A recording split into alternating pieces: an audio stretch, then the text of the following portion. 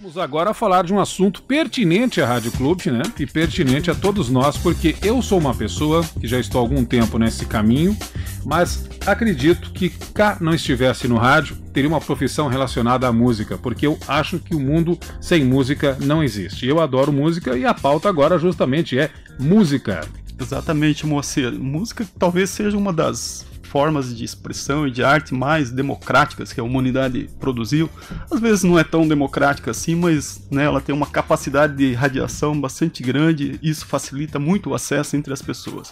Mas o que a gente vai falar hoje, Moacir, é de uma ideia que começou de um jeito despretensioso, como costumam surgir as grandes ideias e projetos, né? A paixão pela música, o gosto e a facilidade para escrever o levou a um blog inicialmente voltado para o disco em vinil. O sonho cresceu e surgiu o Tenho Mais Discos Que Amigos, hoje nada mais nada menos do que um dos portais de música mais importantes do Brasil. É simples, quem gosta de música acompanha o Tenho Mais Discos Que Amigos. Recebemos no programa Tony Aix, fundador e editor-chefe do portal. Bom dia, Tony, bem-vindo ao nosso programa. Bom dia, pessoal, obrigado pelo convite, sempre bom estar de volta a Foz do Iguaçu, cresci aqui, então é um prazer falar com vocês sobre o Tenho Mais Discos. Legal, seja bem-vindo aí. Ô Tony, o que te levou a criar o Tenho Mais Discos Que Amigos? É verdade que você largou um emprego, vendeu o seu único patrimônio na época, que era um carro, para mergulhar fundo nessa ideia? Como é que foi? Eu tô assustado, como vocês sabem a história a fundo em detalhes, hein? Fizeram um bom trabalho de pesquisa. A gente tem uma ligação aqui. Temos o pessoal da produção. Não, parabéns. Cara, então, eu comecei em 2009 e eu comecei por dois motivos principais, assim. Um era bem pessoal e um era bem... não tão pessoal assim. O lado pessoal é que eu tava de saco cheio do que eu fazia, basicamente. Eu me formei no Cefet, na UTFPR, em Curitiba. E eu trabalhava numa empresa de comunicação, trabalhava com redes, depois virei programador e tal. Mas não era uma coisa que eu gostava, não era uma coisa que eu queria fazer, eu fiz por causa aquele dilema de você faz 17 anos, tem que escolher a faculdade, tem que escolher o que vai fazer o resto da vida. E acabei concluindo o curso, mas vendo que não era aquilo. Então eu precisava achar uma válvula de escape, eu precisava achar alguma coisa que eu quisesse fazer diferente. E aí eu comecei a pensar o que era aquilo que me motivava mais e voltei aos tempos em que eu comprava CD e devorava o encarte, decorava todas as letras no mesmo dia. Eu olhava quem era o produtor. A molecada da minha idade não sabia nem o que era o produtor. E eu olhava quem era o produtor, quem fez a mixagem, Então eu sempre fui atrás de informação nesse sentido. E na mesma época, e ao mesmo tempo, em 2009, a gente só tinha na internet portais de dois lados, assim. Ou você tinha os grandes portais, o portal de música do UOL, o portal de música do Terra. Então você falava só de bandas muito grandes e coisas muito grandes. E do outro lado você tinha muito blog de nicho. Era o blog de punk, era o blog de indie, era o blog de, sei lá... Hardcore. Hardcore, mas coisas muito específicas. E nesse meio do caminho aqui todo, tinha um monte de coisa boa, um monte de coisa que estava acontecendo. E as pessoas falavam, nossa, eu não conheço mais nenhuma banda boa, eu não ouço mais nada que me toca e tal. Eu falei, não, peraí, tá faltando alguém falar disso, né? E aliado a isso, o disco de vinil tava voltando nessa época. Eu importava muito disco de vinil, as bandas novas estavam começando a lançar coisa em vinil, que não era comum. E aí eu comecei a trazer disco de vinil, importar, como você falou, eu comecei falando de vinil mesmo, eu botava os discos assim na mesa, no chão, até tirava fotos, fazia resenha. Só que em 3 meses eu tava dentro de um outro site com o blog, em 3 meses o blog teve muito mais audiência que o site do cara onde eu tava. Aí eu falei, bom, aí tem alguma coisa, né? Aí eu já larguei, já falei, não, deixa eu fazer meu próprio site e aí eu criei o Tenho Mais Discos Que Amigos. Eu fiquei como hobby durante 4 anos, entre 2009 e 2013 foi hobby completamente, não ganhava um centavo com isso. E aí em 2013, como você disse, eu larguei meu patrimônio, que era um carro, um Ford Ka, usado, velho. Vendi meu patrimônio e arrisquei. E hoje em dia eu vivo do site 24 horas por dia, 7 dias por semana. Ô Tony, vira e mexe a gente conversa aqui na Rádio Clube, durante os nossos devaneios aqui durante o programa, que a questão da referência musical, ela vai se perdendo ao passar do tempo. Às vezes nós temos uns uns faniquitos aqui, porque a gente ouve umas histórias que, por exemplo, uma pessoa não conheça o Elvis Presley, né, assim, e essa questão da referência musical, a gente sente que antigamente haviam mais meios, né, as revistas eram grandes meios, as rádios, claro, televisão, a MTV há um tempo atrás, ela era bem mais ativa, promovia mais essa integração da música nacional, do rock, desses variados estilos, conectando também com o exterior. Queria problematizar um pouco essa questão aí da referência musical, porque a música ela serve para cada um de nós para referência para N problemas, né? Não vou dizer que você pode deixar de lado o psicólogo, mas muita coisa a gente consegue resolver refletindo com músicas, sim, ou tendo esse afago, esse suporte musical. Como que você encara essa questão da referência musical no cenário brasileiro? Eu acho que são várias coisas, né? Assim, primeiro, a gente vive no mundo digital hoje, onde as pessoas passam o feed do celular sem nem olhar o que tá acontecendo e acham que estão passando tempo, né? O Instagram, esses dias tô morando em São Paulo agora, eu tava no metrô em São Paulo, observando as pessoas e elas passam o feed assim, sem nem olhar nem prestar atenção, e aquilo é o passatempo delas, né? Mas eu acho que a gente tem um outro lado que finalmente os meios de comunicação, os veículos que abordam música, enfim, falam de música, perceberam também que a gente está vivendo no mundo digital, então vamos tirar proveito disso. As revistas, as grandes revistas dos anos 80, 90, Billboard, Rolling Stone e tal, mudaram completamente a abordagem delas, tá todo mundo indo pro digital. A Rádio Rock lá em São Paulo, 89, ela, se eu não me engano, é a 4ª ou a 5ª em audiência na cidade. São Paulo tem mais de 40 rádios. E é uma rádio que fala puramente de rock e que tá falando, e que tá tendo audiências absurdas. Conteúdo finíssimo. Então, exatamente. Mas por quê? Porque eles aliam o site, eles aliam o Instagram, o YouTube. Toda semana tem um programa novo deles no YouTube entrevistando alguém. Então, assim, e aí eu acho que a partir desse momento, a partir dessa compreensão de que o digital tá aí, eles têm que ir pro digital, passou-se a criar referências no digital, que era onde estava faltando. Que é mais ou menos o que eu quis fazer quando eu comecei o site. Porque era isso, as pessoas me falavam, nossa, não tem mais coisa boa, eu só vou ouvir o que eu já ouvia antes. E eu falava, não, peraí. Então, a partir desse momento, você começa a criar novas referências. Eu falava de muita banda que hoje tá estourando há muito tempo atrás. O 21 Pilots, que é uma banda que tocou no Lollapalooza agora, e todo mundo falou que foi o show do festival, o melhor show e tal. A gente fala do 21 Pilots desde 2012, 2013. Então quem já começou a acompanhar de lá, de repente chegou no show do Lollapalooza e falou, putz, eu ouvi lá, não tenho mais disso. Tá? Então eu acho que a grande questão é essa, demorou-se um tempo para entender essas coisas. Teve gente que entendeu, teve gente que não entendeu. O exemplo que eu citei antes, por exemplo, a Billboard fechou o site do Brasil. Porque eles não entenderam como fazer, eles acharam melhor fechar. Melhor fechar. Tony, eu tô aqui com o nosso colega Bruno Zanetti, né, que diz que é um ótimo portal, tenho mais discos que amigos, conheceu através de uma promoção envolvendo um kit do Guns N' Roses e passou a seguir. Boa. Sempre bem informado sobre o mundo da música, especialmente do bom e velho rock and roll. Então um grande abraço aí pro Bruno Zanetti, muito apresentador obrigado. Do Rei da Bola lá na Itaipu FM 105.7, tá muito bom o programa. É um roqueiro falando de esporte lá na Rádio Itaipu.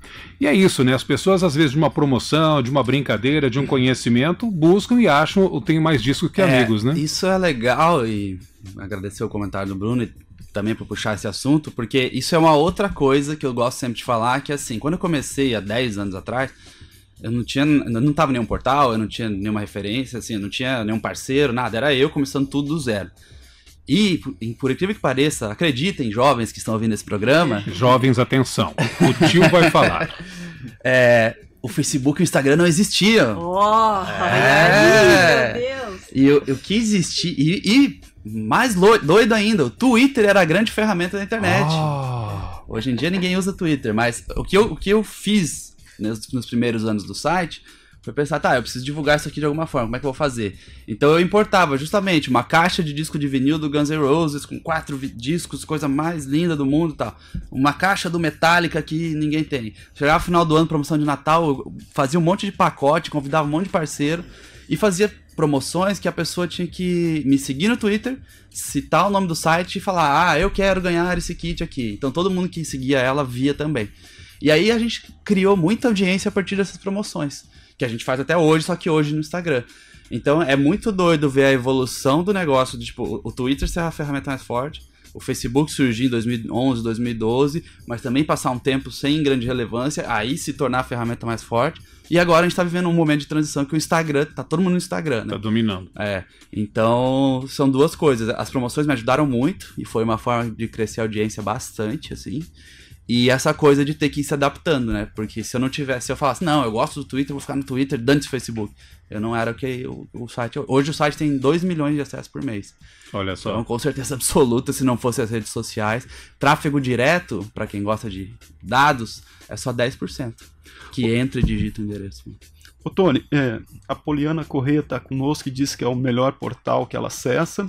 Também o Nelson Figueira disse assim, caiu meu queixo, eu não sabia que era feito por uma pessoa aqui da região, também acho um dos melhores, referência dos nossos ouvintes aí, mas eu queria te perguntar, na verdade voltar um pouco à questão que você trouxe, você falou um pouco pelo olhar dos portais, da tua própria experiência, né, das emissoras de rádio aí que tiveram que se adaptar a esse mundo digital, né? Eu queria te perguntar, assim, do ponto de vista das bandas, da produção musical do país, que impacto que a internet teve, na sua opinião, sobre as bandas, né? Como é que elas tiveram que se redescobrir nesse mundo aí conectado e ver a sua música, às vezes, ser colocada para milhares ou milhões de pessoas sem esse autor da música receber nenhum centavo por isso, né? Enfim, como é que você analisa esse cenário pela perspectiva de quem produz, quem faz música? Sim, inclusive, ontem eu estava em Ribeirão Preto, dei uma palestra lá justamente sobre isso. Era um concurso de bandas do festival chamado João Rock, que é um festival gigantesco, incrível. E aí, como parte do concurso de bandas, eles ofereceram um circuito de palestras e a minha função era falar sobre mundo digital e imprensa digital, né? E aí, assim, a internet teve 2 efeitos. O primeiro, na verdade, teve um efeito que teve 2 lados. E o efeito democratizou. Eu lembro que todo mundo falava, não, pô, agora eu posso gravar em casa, agora eu tenho um home studio, agora é baratinho, não preciso pagar pro cara, não sei o quê. Legal, maravilhoso, todo mundo teve acesso. Ao mesmo tempo que todo mundo teve acesso, todo mundo começou a ter material. Então, assim, hoje lá no Tenho Mais Discos, eu devo receber entre 20 e 30 e-mails por dia de bandas novas. Se multiplicar isso por mês, são 600 materiais de bandas novas por mês. Então, assim, se a banda não tá fazendo isso, se ela tá fazendo, ela já tá concorrendo com 599 outros por mês. Se ela não tá fazendo isso, ela já tá de fora de um universo que tá rolando. Então, o que eu acho que o principal efeito que teve foi de que as bandas hoje são negócios, queiram ou não, as bandas são como pequenas empresas, e eu não digo isso no sentido burocrático e chato da coisa, eu digo no sentido de que ela tem que se estruturar minimamente para ter um departamento, entre aspas, de você vai compor e tocar guitarra e você não gosta de fazer o rolê, de correr atrás das coisas, tudo bem. Mas eu, que sou o baixista, eu vou atrás de marcar show. O cara que é o batera, ele escreve bem, ele vai escrever um release e a gente vai disparar pra imprensa. Sabe? Você delegar funções, achar alguém que seja próximo também, que queira fazer essas coisas, para entender que se não for assim, hoje quem não tá fazendo isso não tá nem chegando nos lugares. Então, eu sempre recomendo, se você não gosta de fazer isso, contrate uma assessoria de imprensa, acho fundamental disparar material para o Brasil inteiro. É diferente quando eu recebo e-mail direto de uma banda ou quando eu recebo e-mail de uma assessoria que já trabalhou comigo muitas vezes e fala, pô, Tony, ouve aí, esse material é legal. Então eu acho que é muito isso, assim, as bandas têm que entender que cada vez mais tá super competitivo e que também, assim, há umas falsas impressões, né? As pessoas, hoje em dia é muito fácil colocar música no Spotify, por exemplo. Então a banda vai lá e colocou, puta, meu disco tá no Spotify. E aí? Tem mais de 300 milhões de discos no Spotify. Saiu uma pesquisa esses dias do Spotify falando que, eu não me lembro a porcentagem exata, mas assim, a imensa maioria das coisas que estão lá, tem, sei lá, 20% dessas coisas que não teve um play até hoje. Porque tá lá, mas tá lá. O cara botou... Não divulgou, né? Não vendeu a imagem. Uma coisa que me dá calafrios quando uma banda chega pra mim e fala, nossa, Tony, eu gravei num estúdio super legal, com um produtor super renomado, gastei 50 pau, mas fiz o disco que eu queria. Tá, beleza, vamos fazer agora um pacotinho de banner pra divulgar lá no site? Quanto que é? Cara, eu sei que banda é difícil, tá? Eu faço por R$400. Não, pô, R$400. Aí já não... Aí acabou a verba e tal. Então, as bandas têm que entender que hoje é legal gravar no estúdio bom, é legal você tá cercar de nomes consolidados, mas você tem que trabalhar em várias frentes. E é divulgação, é marca show, são vários lados. E aí as bandas que estão entendendo isso estão dando certo. Já que a gente está falando de venda, de marketing e tudo mais, o Tenho Mais Discos Que Amigos também tem um canal, um e-commerce, né? Também tem uma parte de venda, vocês produzem. Uma lojinha, exatamente. Bastante maneira. A gente tem a lojinha de produtos do site, tem camiseta, caneca, almofada, mas isso é assim, é pouca coisa. É complementar, é mais pra existir, pra marcar território. Assim, mas... E quantas pessoas fazem parte da sua equipe? Porque a atualização é diária e é frequente, né? Como que é essa busca? Quantas pessoas compõem seu time do Tenho Mais Discos? Basicamente, assim, agora, esse ano eu me mudei para São Paulo para ir atrás de reuniões e parcerias e coisas como essa, encontros ao vivo, então diminuiu um pouco, mas entre 60% e 70% do conteúdo quem faz sou eu. Aí tem uma menina que é a Stephanie, que era minha colaboradora, ela faz o resto, uns 30%, e aí tem um pessoal, tem uma equipe de colaboradores que faz esporadicamente, quando dá, assim, mas por hobby ou enfim, pela vitrine. Mas a equipe toda deve ter umas 8 pessoas, mas o grosso de tudo, e eu faço matéria, eu sou editor-chefe, eu seleciono as pautas, eu faço redes sociais, eu reviso 100% do conteúdo. Barba, cabelo e bigode. Sou eu, eu e agora a Stephanie faz bastante coisa. Como você não é de banda, você não tem o baixista pra dividir as tarefas aí. Inclusive o baixista, eu tive banda quando eu era moleque aqui em Foz. O baixista, o Kleber, fazia tudo. Marcava show. Enfim, um abraço pra ele se estiver ouvindo. Ô, Tony, eu vou te fazer uma pergunta, ela é bem clichê. Será que você vai adivinhar a pergunta que eu vou fazer pra você? Não acredito. A gente tem que fazer essa pergunta. Pergunte. Você tem mais disco que amigo mesmo? Sabia. Quando eu comecei o site, sim. E era engraçado que eu até escrevia no... mais uma vez, jovens. Atenção, jovens. No finado MSN, quando você colocava o textinho embaixo ali, eu colocava, tem mais disco que amigos, as pessoas vinham pedir se eu queria um abraço. Pô, você tá triste, cara, você quer um abraço? Então eu tinha, mas hoje, depois de 10 anos do site rodando, eu fiz tanta amizade e conheci pessoal de banda. Porque tem uma coisa que é assim, é bom deixar claro, eu não sou jornalista. Então eu nunca tive a pretensão de ser o cara que manja de tudo e que os outros não sabem nada, sabe? Que isso foi um grande problema do jornalismo musical nacional nos anos 90. As pessoas que escreviam revista tinham prazer em detonar uma banda ou em criar uma banda. Sim. Eu gosto mais de ser o cara que fala assim, cara, ouve aí. Se você achar legal, legal. Se você não achar legal, vai pra próxima. Então eu fiz muita amizade por causa disso, assim, com banda, com empresário de banda, com agente, com assessoria de imprensa. Então hoje não sei. Eu vou responder o que a maioria dos artistas... Eu pergunto isso pra todo mundo que a gente entrevista, né? E tem alguns momentos épicos que é legal compartilhar também. Por exemplo, quando eu entrevistei o Serj Tankian do System of a Down, o vocalista. Foi a minha primeira entrevista com um artista internacional por telefone. A gravadora ligou e conectou, de repente eu tava falando com ele. Ah, que sucesso. E aí a hora que eu perguntei isso, ele deu risada. Eu falei, caramba, o Serj Tankian tá dando risada no nome do meu site. Foi um momento muito bom, assim. Mas o que ele sempre hoje responde peraí, vale o Spotify? Porque se valeu o Spotify, aí eu tenho mais discos, não sei o quê. Então é isso. Se vale o digital, não. Não. E essa pegada que eu queria perguntar pra você, Tony. Hoje em dia tá muito fácil com Spotify, com YouTube. Aí pega os tiozões aí que estão nos seus 50 anos, 45, fala, som da internet não serve, o bom é o vinil. Mas tem outras pessoas que já acham o seguinte, você acha tanta coisa na internet hoje que você dispensa o vinil. O Tony AX dispensou o vinil, está só na mídia digital ou guarda seus disquinhos lá ainda? Eu tenho bastante disco e pra mim o melhor, o combo é disco de vinil e Spotify. Eu acho que pra praticidade, pra ouvir no carro, obviamente não dá pra ouvir disco de vinil no carro, claro. Pra ouvir no carro, ouvir no dia a dia, ouvir correndo e tal, Spotify, você baixa, tem streaming, tem a playlist do Tenho Mais Disco que Amigos oficial lá, sigam. Eu acho que é Spotify. É a hora que eu quero ter o formato físico, ler o encarte, voltar pra adolescência, disco de vinil, porque o CD é pequenininho, enfim, não faz muito sentido.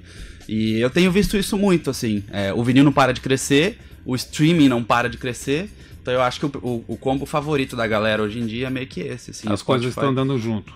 Andando junto, exatamente. Até porque, assim, no Spotify você tem a capa e só isso. Nem a contracapa você tem, né? Esses dias eu vi a contracapa de um disco que eu ouvia muito no Spotify, que eu nunca tinha visto físico. Eu falei, gente, tem uma contracapa.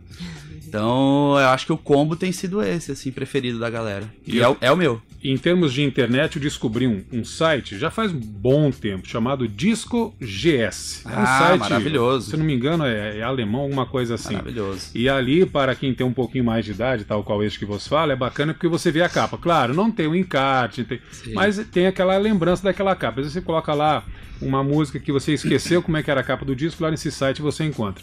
E uma coisa peculiar que eu vejo hoje, que está voltando pelo menos nessas novas bandas, é o trabalho visual, um cuidado com o trabalho visual. Por quê? No vinil tinha aquelas disputas, as melhores capas. Você pegava o disco do Iron Maiden, você ficava desenhando lá qual que era a melhor coisa. Sempre tinha um segredinho, né? Aí tinha as bandas de rock, o Oasis, o Journey, eram capas fantásticas. Então já impactava pela capa e depois o conteúdo que é a música em si. Hoje em dia parece que está voltando isso com as bandas, essa preocupação com o visual também, graças à internet, Tony? Só antes de responder, baixa o aplicativo do Discogs, eu não sei se fala assim, o Disco GS. Disco GS, você consegue catalogar toda a sua coleção pelo código de barra, Exatamente. maravilhoso. Sobre a parte visual, eu acho que tem muito a ver com o digital também. E esse lance de tá no YouTube, tem que estar no Instagram, tem que estar em tudo que é lugar. A galera tá se preocupando, ainda bem, com o formato visual de novo, pra trazer opções pro público, assim, né? E não adianta, o visual faz muito parte de uma banda. Tem banda que às vezes nega isso, fala, não, eu não vou me vestir de tal. Cara, o Ramones tinha uma identidade visual fodida. O Elvis Presley, que a gente tava falando aqui, era muito apelo visual. O próprio Iron Maiden, apelo visual. 1 milhão de bandas. O Nirvana, mesmo sendo desleixado, era uma identidade visual. E o Kiss, então. Pois é. Então são identidades visuais que às vezes foram se perdendo com o tempo da galera ficar meio, não, eu lancei a música e tal. Mas, amigo, a arte é uma mistura de várias partes e o visual conta muito. E a gente tem capas incríveis. A gente todo ano no Tenho Mais Discos faz uma lista no final do ano com as melhores e as piores capas de disco do ano, nacional e internacional. Então o pessoal tem dado muita atenção, muito valor, sim.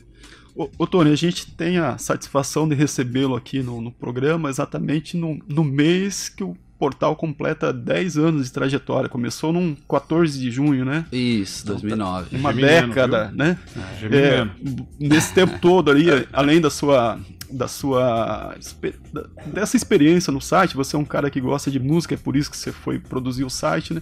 Como que você olha o cenário musical brasileiro? Você acha que o que prepondera para nossa população ouvir reflete a diversidade musical que o país tem, um país muito rico, assim, e a gente acaba ouvindo, principalmente nos grandes meios, né, sempre aquela mesma coisa, sempre aquele mesmo estilo. Como é que você olha esse cenário? Dá para dizer que a sua experiência é uma resistência, é um enfrentamento a todo esse processo?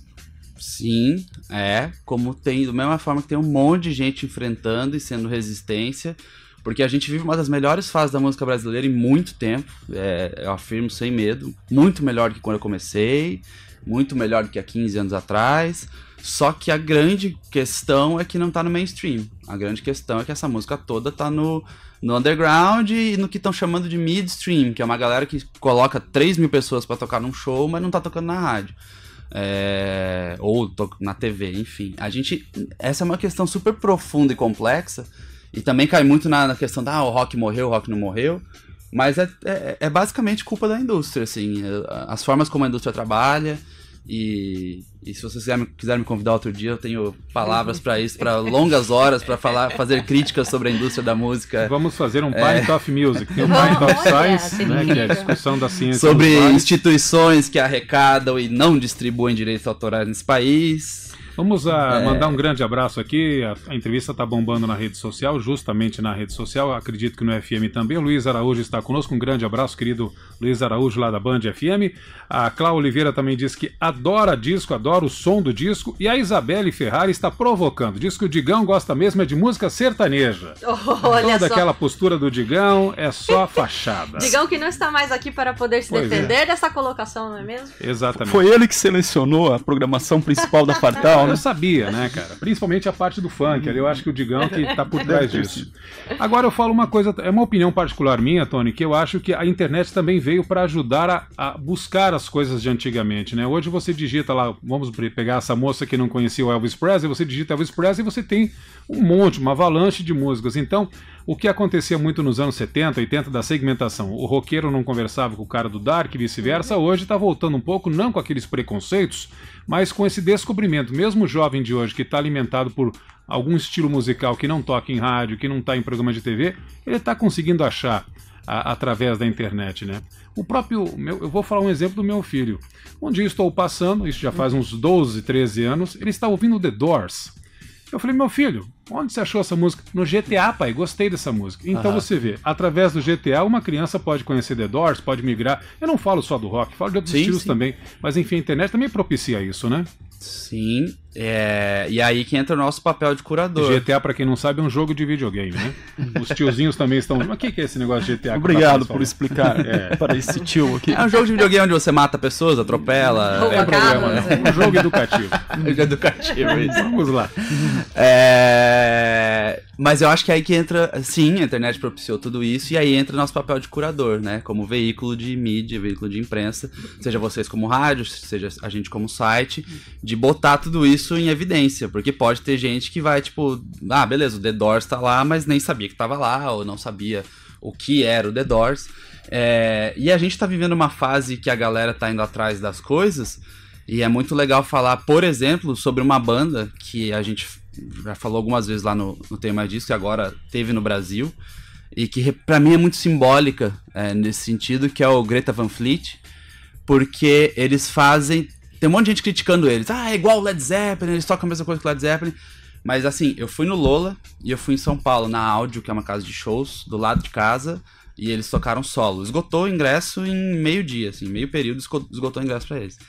E aí foi a primeira vez, desde que eu comecei o site, talvez, que eu vi uma banda que não fosse pop, ou que não fosse um artista de hip hop, ou que não fosse uma banda de rock já com cabelo branco, antiga, cheia de hit, comovendo a galera, sabe? Ali na frente o público, meu Deus, que legal, e jogando flor no palco, e ao mesmo tempo um monte de tiozão lá atrás com camiseta do Kiss, do Iron Maiden, curtindo pra caramba, porque a gente tava, assim, é a primeira vez que uma geração de moleque tem a chance de ver uma banda de moleque, igual ela, fazendo um som que, né, até que, sei lá, depois dos anos 70 ou 80 não tinha mais nomes novos. Então eu acho que a gente tá começando a ter uma geração que não só tá buscando esses sons antigos, como tá começando a fazer esses sons antigos. E é aí que a gente começa a ter uma revolução, a gente começa a ter novos movimentos, porque a gente, principalmente no rock and roll, vinha parado nesse sentido, né? Quando o Trump se elegeu lá, muita gente falou, não, pô, legal, agora vai ter um monte de banda de protesto, não sei o quê. Até agora não aconteceu muita coisa. Mas isso se deve justamente ao que você falou, né? Das críticas. Antigamente o caboclo que gostava do Legião Urbana falava que Titãs não era banda de rock. O cara que gostava do Titãs falava que o Traje a Rigor não era banda de rock. E dividiu, e aí, falando do rock especificamente, acabou que a galera... é chato. Acabou ficando lá escondido. Obrigado pela parte que me toca. Mas acabou a verdade. Acabou escondido num canto lá, e os outros movimentos vieram e tomaram conta do cenário musical. Hoje o cara, pô, isso aqui legal, tocando um Journey na rádio. Mas antigamente era considerado um roupa nova e ninguém gostava de ouvir Journey, né?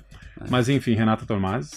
Não, eu queria até complementar aquele jogo Guitar Hero, também trouxe bastante pra atualidade, na época que lançou, sei lá, uns 8, 9 anos atrás, trouxe pra piazada um repertório incrível aí de grandes clássicos do rock. O Tony Hawk também, de skate, era incrível, a trilha sonora do Tony Hawk. Tem no Spotify, inclusive, trilhas sonoras do jogo, porque... trouxe muita banda novas e antigas para um público que não tinha alcance. Falando em referência, você disse que agora, uma afirmação ousada aí, você disse que agora talvez a gente tenha um repertório musical muito mais rico, enfim, nesse momento. Por exemplo, eu gosto muito do Oterno, que eu acho que ele bebe bastante dessa fonte do clássico e traz e faz até essa, como a gente falou agora, essa tropicalização muito bem aqui da nossa música. Traz algumas referências pra nós aí, pra quem tá nos ouvindo, que ficou interessado em saber, né? Fala, pô, mas que bandas então que são tão boas e novas bandas que a gente pode, por exemplo, baixar lá agora e escutar. O Terno, inclusive, a gente gravou uma sessão de estúdio com eles em 2013, quando eles estavam começando. Eles tinham um disco só, muito antes de explodir. Procurem no YouTube, é super legal. Tem um vídeo deles tocando Papa Francisco Perdoa Tom Zé, que é uma música maravilhosa. Acho que é o único registro que tem no YouTube é esse. Cara, a gente tem muita banda boa fazendo barulho no underground e no midstream. A gente tem uma banda chamada Francisco El Hombre, que é incrível, é uma parada latina. Eles são mexicanos, mas radicados no Brasil, mas é da banda também de brasileiros. E eles fazem folk latino, mas é mais punk do que muita banda punk que eu conheço, dedo na ferida, sempre. O show deles é maravilhoso, é uma experiência, catarse. Que mais? A gente tem bandas que já se consolidaram e já foram para um nível além, por exemplo, Super Combo, as pessoas talvez conheçam mais. Scalene também, é uma banda super legal. Muito legal. Tem uma banda chamada Terno Rei, que lançou um disco chamado Violeta esse ano, que é o disco que eu mais ouvi no ano inteiro. Acho muito bom, uma pegada nos 80, sem querer ser anos 80, sabe? Uma outra banda chamada Raça lançou um disco chamado Saúde, muito legal também. Que mais? A gente fez um festival em 2017 em Brasília do Tem Mais Discos, e se tudo der certo, a gente deve repetir esse ano em São Paulo. Uma edição aqui, Foz podia fazer uma vez, hein? Vamos fazer uma edição Foz do Iguaçu. Vamos nas cataratas. O Davi Keller da Silva, ou David Keller da Silva, aí fica o critério, está em Canela, Rio Grande do Sul, nos dando o prazer da companhia. Agora o Tony tá aqui, né, dando uma entrevista bem bacana pra gente, bombando na rede social, mas tem 2 motivos que você está em Foz, né, Tony?